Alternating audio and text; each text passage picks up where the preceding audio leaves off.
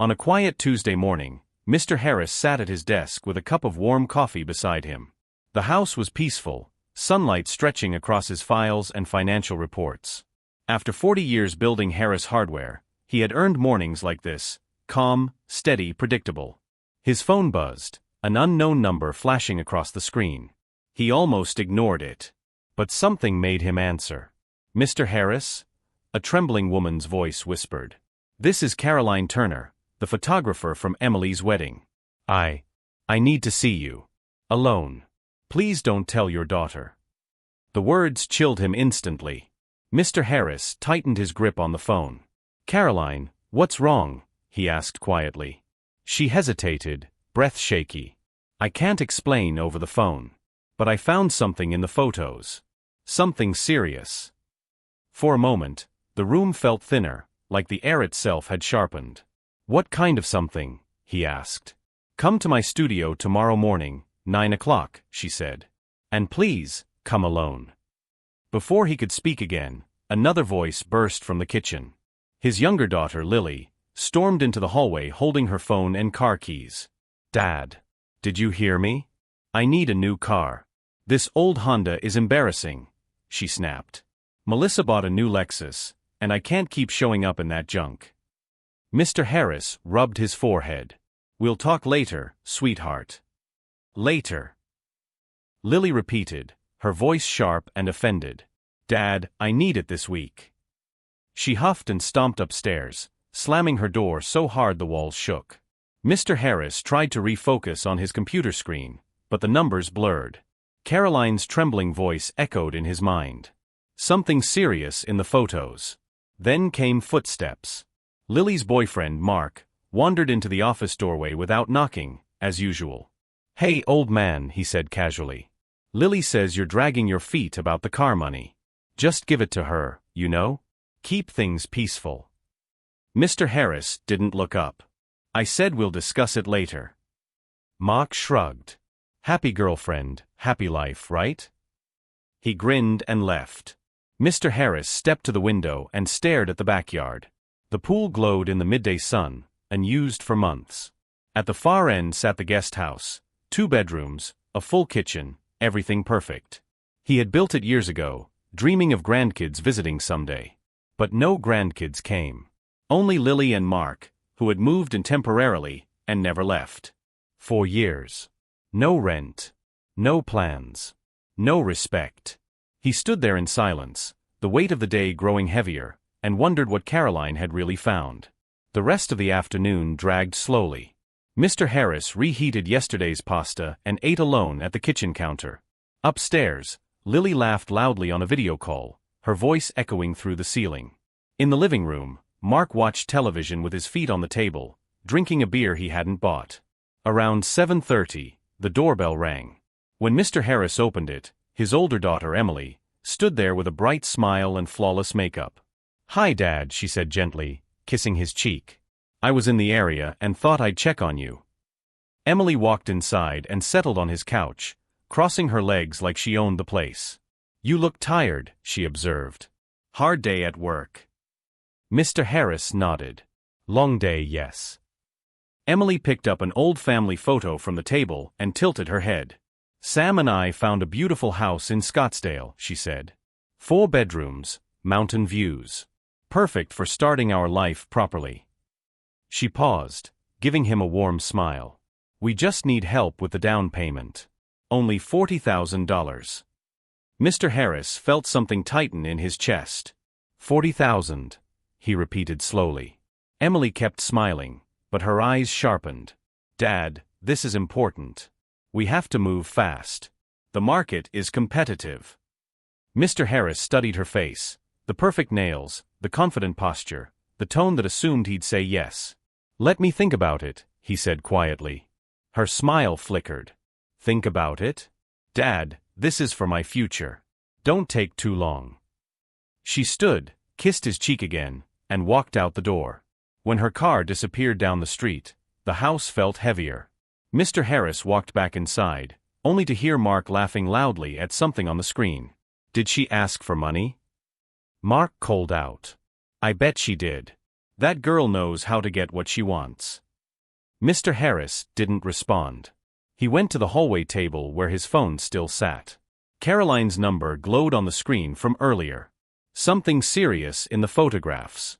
He felt a cold urgency settle in his stomach. The next morning, Mr. Harris left the house before Lily woke up. He didn't want the questions, didn't want Mark's smirk or his opinions. The drive downtown took 25 minutes, straight to Caroline's photography studio. It was a converted warehouse with her name engraved on a brass plate. Inside, the air smelled of fresh coffee and printer ink. Caroline met him at the door, nervous, hands fidgeting. "Mr. Harris," she said softly. "Thank you for coming. I have everything ready for you. And I'm really sorry." Mr. Harris followed Caroline into a small editing room where a large monitor glowed softly. She sat down slowly, her fingers trembling as they touched the keyboard. "I didn't want to see this myself," she whispered. "But I thought you deserved the truth." On the screen appeared a folder labeled Early Shots. She opened it. The first image showed Emily walking down the aisle, beautiful, confident, glowing. "These are normal photos," Caroline said quietly.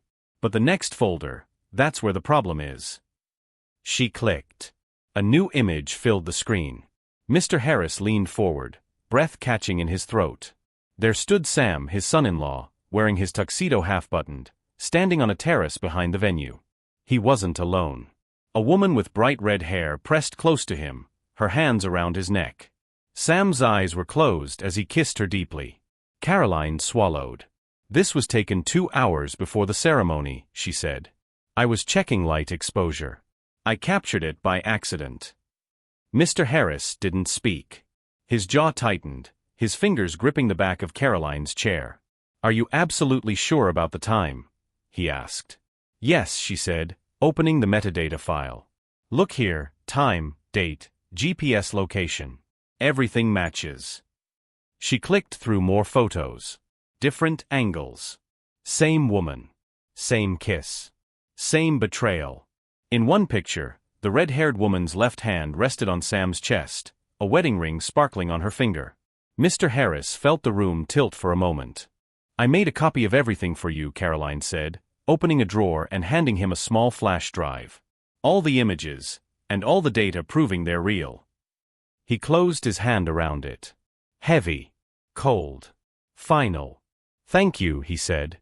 His voice shook, but not from fear, from clarity. As he walked out of the studio, he felt something inside him settle.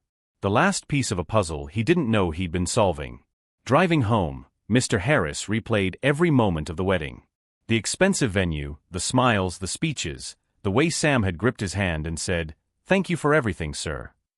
Now the truth burned through all of it. Why would a man kiss another woman hours before a wedding?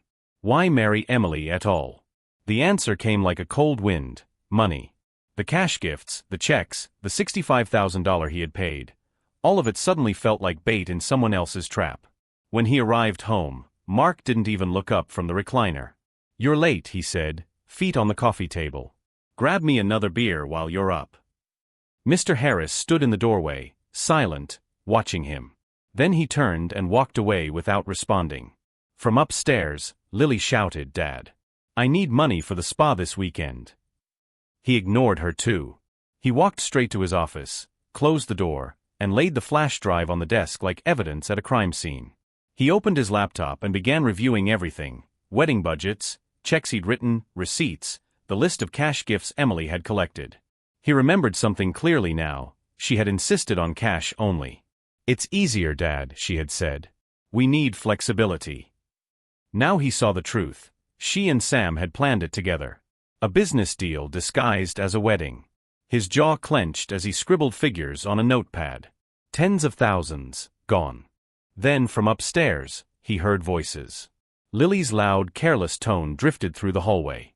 "Don't worry, Emily," she said on speakerphone. "Dad looks stressed, but he'll cave. He always does." Emily's voice floated out next, sharp and confident. "Good. Keep him busy. When I ask for the down payment again, he'll feel guilty enough to give it. 2 more months and I'm filing for divorce anyway. I told Sam already, 60-40 split of the wedding money." Mr. Harris froze in the hallway, hand pressed to the wall. "It's the easiest 45,000 I ever made," Emily said through the phone. Lily laughed. "I told Mark the same thing. Dad doesn't see anything. We'll stretch this another 6 months, then he'll buy us a condo just to get rid of us." Mr. Harris stepped back slowly, moving like a man walking away from a burning building. He went to his office, closed the door, and sat down. His hands were shaking now, but not from weakness. From awakening. He searched online for an attorney immediately. Property lawyer, Phoenix.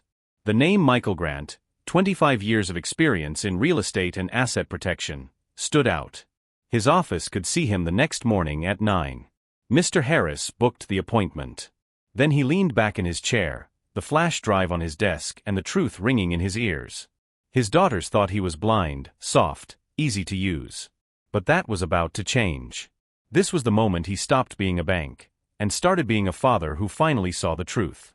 The next morning, Mr. Harris arrived at attorney Michael Grant's office early. He sat in the parking lot for a moment, gathering his thoughts. He had handled business deals, contracts, and negotiations for 40 years, but this felt heavier than all of them combined. When he finally stepped inside, Michael greeted him with a calm handshake. "Mr. Harris, come in. Tell me what's going on." Mr. Harris placed the flash drive, notes, and printed photos on the desk.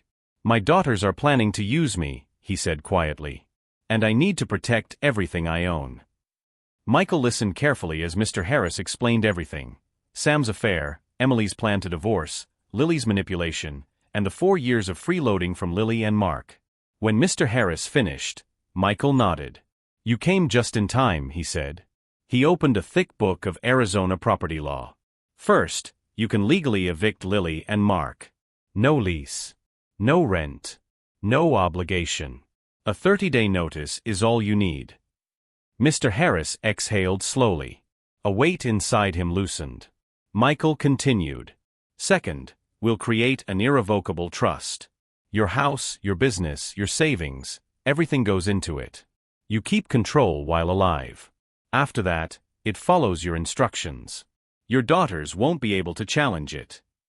Mr. Harris nodded firmly. "How soon can we start?" Michael smiled slightly. "Today. But I need to warn you, once this begins, there's no going back. Your daughters won't like it." Mr. Harris straightened his back. "They made their choice. Now I'm making mine." Michael drafted the eviction notices immediately. Heavy paper. Official seals. Clear instructions. "Serve these in person," he said. "Tonight, if you can. The countdown begins the moment they receive them." Mr. Harris held the envelopes in his hands. For years he had felt like a guest in his own home. Tonight, that would change. He thanked Michael, shook his hand, and walked out with a new sense of resolve, each step steady and sure. When he reached home that evening, Lily and Mark were sitting comfortably on the couch, laughing at a comedy show. They didn't even notice him at first. He walked to the center of the living room and placed the 2 envelopes on the coffee table. "What's this?" Lily asked, picking hers up. A moment later her face drained of color. Mark snatched his open. "Eviction notice," he shouted. "Have you lost your mind?" Mr. Harris stood tall. "You have 30 days to move out. No discussion." Lily burst into tears instantly. "Dad, you can't do this to me. I'm your daughter." Mark stepped forward aggressively. "You think you can just throw us out? After everything we've done for you?" Mr. Harris didn't flinch. "You've lived here 4 years without paying rent. You've disrespected my home. And you've lied to me. 30 days. He turned and walked toward his office. Behind him, Lily wailed louder. Mark cursed under his breath. But for the first time in years, Mr. Harris felt free. That night, arguments echoed through the house. Whispered plans. Angry footsteps. Doors slamming. Mr. Harris sat calmly at his desk, writing notes for Michael and reviewing documents for the trust. His phone buzzed with a text from Emily. "Dad, Lily told me what you did. We're coming over tomorrow. This has gone too far." He read the message once, then turned the phone face down. Tomorrow would be a performance, he already knew. Apologies, lies, fake concern. He was ready. The next evening, Emily and Sam arrived 15 minutes early. They walked in smiling politely, pretending everything was normal. "Dad," Emily said gently, "we're worried about you. This eviction thing, it's too extreme." Sam stepped beside her. "Maybe you're stressed. Managing this big house must be hard. Maybe it's time to think about selling and moving into a smaller place." Mr. Harris looked at them calmly. He said nothing. He waited. Emily leaned forward. "If you sell the house, everyone benefits. You get peace. Lily and I get support. You don't need all this space, Dad." Sam nodded helpfully. "We could help manage the money for you. Make sure everything stays in the family." Their voices were soft, warm, calculated. Mr. Harris watched them closely. He saw the truth in their eyes, strategy, not love. When they paused, he spoke softly. "No. I'm not selling my house." The air shifted instantly. Emily's smile cracked at the edges. Sam's jaw tightened. Lily appeared from the stairs, waiting for her cue. Mr. Harris stood slowly. "Dinner's over," he said. "This conversation is finished." He walked to his office and closed the door. Outside, voices rose, angry, shocked, desperate. Emily shouting, Sam blaming, Lily crying. Mr. Harris sat at his desk calm. Tomorrow morning he would finalize the trust with Michael. By the time his daughters realized their schemes had failed, he would be untouchable. The next morning, Mr. Harris sat in Michael Grant's office again, signing page after page. Transfer of home. Transfer of business. Transfer of savings. Each document shifted control from the reach of his daughters into the safety of the irrevocable trust. Michael watched his pen move steadily. "Once this is filed," he said, "no one can touch your assets, not even family." Mr. Harris nodded. "Good. That's the point." When he signed the final page, the weight he'd carried for years slipped from his shoulders. The days that followed were tense. Lily and Mark tried every tactic they knew. Pleading, anger, silent treatment, then loud arguments. One morning, Mark stood in the garage doorway, blocking Mr. Harris from getting into his truck. "People are going to think you're cruel," Mark hissed. "Your business partners, your church friends, they'll see what kind of father you are." Mr. Harris simply stepped past him. "You have 20 days left," he said. "Use them well." Mark stood frozen, stunned by the calm in his voice. On day 10, Emily arrived unannounced with a woman carrying a clipboard. "Dad," she said sweetly, "this is Dr. Collins. She's a psychologist. We think you're making rash decisions. We just want to check on you." Mr. Harris stared at both of them. "I didn't ask for this." Dr. Collins smiled politely. "Your daughters say you're acting out of character," he cut her off. "Leave my home." Emily gasped, offended, but he didn't waver. They left in quiet embarrassment. As the deadline approached, Lily tried one last performance. She knocked on his office door in tears. "Dad, can we talk?" she whispered. "I've changed. I see how badly I behaved. Please don't throw me out. I'll pay rent, I promise." Mr. Harris studied her carefully. Her eyes were clear, too clear. No guilt. Only fear of losing comfort. "Lily," he said softly, "if you were truly sorry, you wouldn't be asking for something in return. You'd simply apologize." Her face hardened instantly. The act was over. She stood and stormed out. The evening before the deadline, Mr. Harris came home to find a handwritten proposal on his kitchen counter. Mark had written out an entire business plan, asking for $50,000 to fund a craft brewery idea. At the bottom he'd written, "If you invest, we'll stay and help keep things peaceful." Mr. Harris folded the paper without saying a word and dropped it into the trash. Behind him, he heard Lily whisper sharply, "It's not working. He's not falling for anything." Mark's answer came back low and angry. "We'll see tomorrow." The final day arrived. Mr. Harris pulled into his driveway at exactly 10 in the morning. Right behind him, a sheriff's vehicle parked. Deputy Ramirez stepped out. "Morning, Mr. Harris. Ready to proceed?" A moment later, Michael Grant's car arrived as well. Together, the three men walked to the front door. Mr. Harris knocked politely. Lily. Mark. Time's up. Silence. Then Mark's voice from inside. Go away. You can't do this. Ramirez stepped forward. Open the door. Now. After a tense pause, the door opened. Lily stood in her pajamas, eyes swollen from crying. Mark hovered behind her. Ramirez entered the house first, his tone professional. You have 2 hours to gather personal belongings. No furniture. No appliances. Only clothes and essentials. Lily's voice cracked. 2 hours? That's impossible. Ramirez shook his head. You had 30 days. Mark muttered curses under his breath while shoving items into bags. Mr. Harris stood quietly by the staircase, watching without anger. Only clarity. 2 hours later, Lily and Mark carried their final bags to their car. Lily paused at the open door. You'll regret this, she shouted, mascara smudged across her cheeks. One day you'll need us. Don't come running. Mr. Harris met her eyes with calm strength. I won't. Mark glared at him. Heartless old man. They climbed into the car, slammed the doors, and drove off. The echo of their engine faded down the street, leaving the property silent for the first time in 4 long years. When the sheriff and Michael left, Mr. Harris walked slowly through the house. The living room was quiet. The kitchen clean. The upstairs hallway empty. It felt like breathing fresh air after living underwater. His phone buzzed on the counter, Emily calling. He considered ignoring it, but answered out of curiosity. Her voice was sharp. Dad, how dare you throw Lily out?